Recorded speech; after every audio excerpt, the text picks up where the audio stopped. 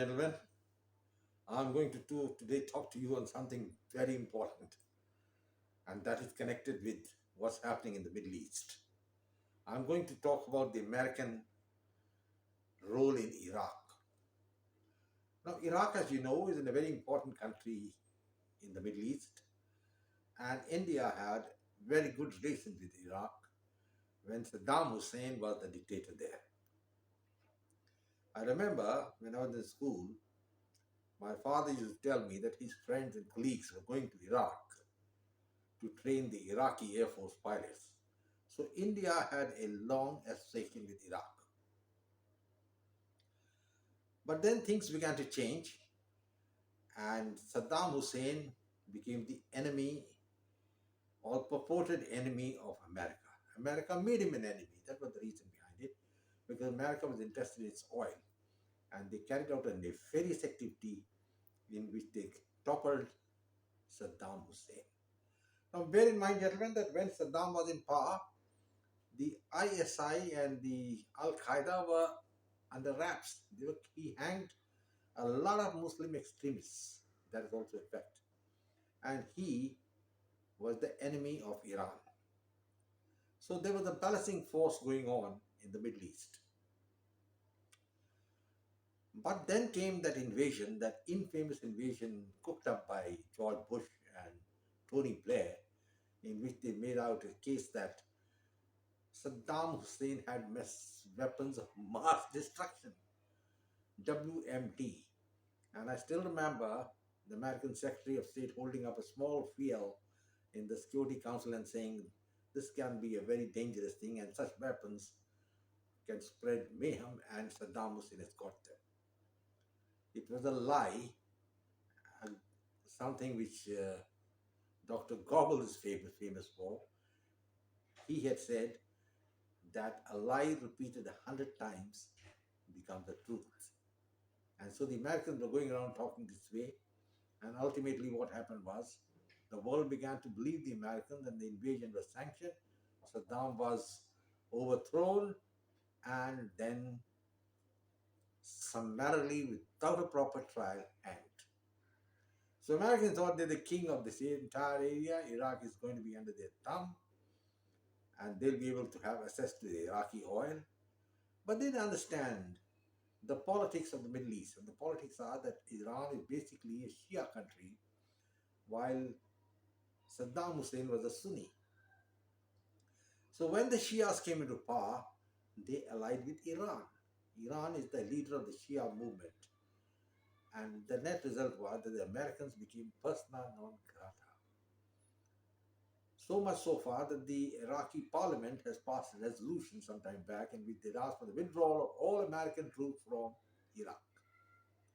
Generally, it's a very sad occurrence that America went under George Bush, removed the one man who could be the bulwark against Iran, who was a man who didn't subscribe to Islamic extremism, removed him and got him executed for nothing. And that results, the Americans are now running with their lives and they don't know what to do. Now they have to have some face, so they're maintaining 3 bases in Iraq. Well, one is near Baghdad and one near Mosul and another one. So 3 of them, and they house American troops and aircraft. Now what the hell are they doing there? I really don't know. Because the country is hostile to them. They don't want them there. And the Iranian militia is moving around, creating a lot of problem all around, that's what's happening.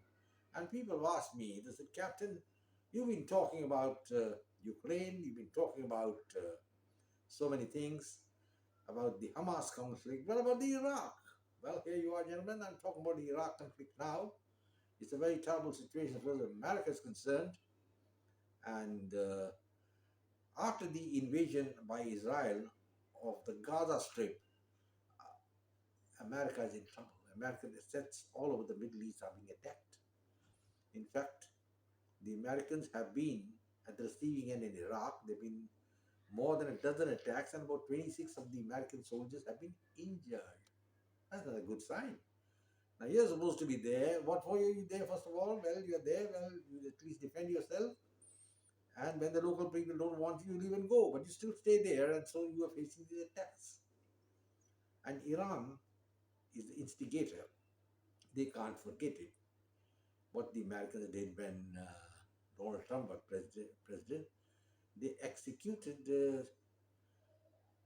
General Suleiman, who was the commander of the Revolutionary Guards in Iraq. He was an Iranian. He was shot or killed by a drone attack, a precision drone attack. So, gentlemen, the situation is very bad as far as Iraq is concerned, and the Iraqis don't want America to be there. That's a sad commentary on the efforts of George Bush and people who followed him that no American can walk the streets of Baghdad alone. It's a very sad situation, but that's precisely what I have to bring to your notice. America is knee deep in trouble in Iraq. And now the Americans are their wits' end because Iraq is on the side of Hamas. Iran is on the side of Hamas. I'm not a supporter of Hamas. It's a terrorist organization. It needs to be dealt with that way. But you've got to fight everything every way. And you've got to see which side the bread is buttered. I fail to understand how the Americans couldn't see that Gaddafi and Saddam Hussein were part of the scheme of things to control Al Qaeda and ISI. They were both against these extremist organizations, and so long as they were there, these people couldn't raise their head.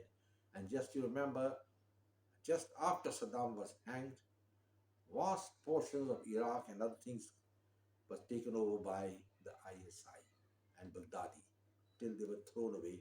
And even then, the Americans thought they're going to be have a permanent presence in Iraq. They'll be welcomed back, but it's not happened that way. So, gentlemen, the American assets in the Middle East are under threat. They've been attacked, and I'm told close to 50 soldiers have been injured, which is not an easy thing. And as far as the Iranians are concerned, they have threatened that this is the beginning of a bigger war until and unless Israel halts its offensive in Gaza. It's a Hobson's choice because if you halt the offensive in Gaza, what's going to happen next is that Hamas, which is lying low, will again come up. It will be like the 12-headed Hydra. Again, it will come back and will haunt the Americans like they've not been haunted for a long time, including the Israelis. So now the two choices are there for America. Either it goes all hog with Israel and crushes Hamas and then see what consequences take place, or to call up the offensive and see that India, they can placate Iran and Iraq. Basically, Iran cannot be placated in any case, and they've already won the total war. They aren't scared of the Americans at all, the American carriers. And it is a very, very dangerous situation. But the point which I'm trying to make is that this is basically a creation of the Americans. If they had not thrown away Saddam Hussein, things would have been different now. Saddam would have been against Iran. But they didn't want it that way. They thought they were going to be kings in the Middle East, have all the Iraqi oil, and they got nothing in return other than a few brickbats and kicks. So, gentlemen, I think I'll come to the end of my video at the moment. It's a short one. The point which I wanted to make is that America is burning its bridges in the Middle East, and their policy is moth-eaten and defunct. They don't know who's their friend and who's their enemy. They're still harboring for, or rather, I would say, yearning for friendship with Iran like they had during the days of the Shah. But it's not going to happen. And secondly, they cut themselves badly up in Ukraine. There's no need to have gone into battle against the Russians, which they did. And now Russia is on the side of Hamas, on the side of Iran. And I'm told some Russian missiles are going to be handed over to Hezbollah in Lebanon. That's not a good sign.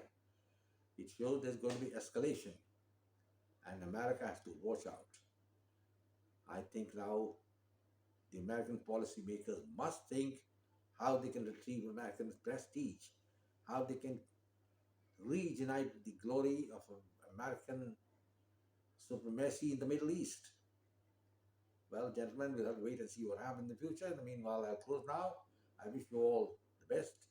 And do subscribe to my channel, share it with your friends, come back for more. I'm going to give you. And Iraq is going to remain like a anchor around the American policy makers. It is very sad that George Bush was allowed to get away by that big lie of WMD.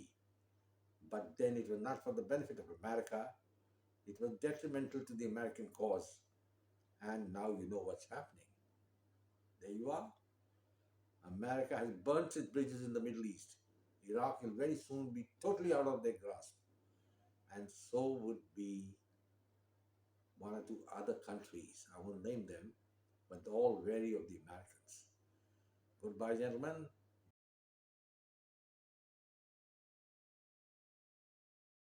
God bless and take care and come back for more.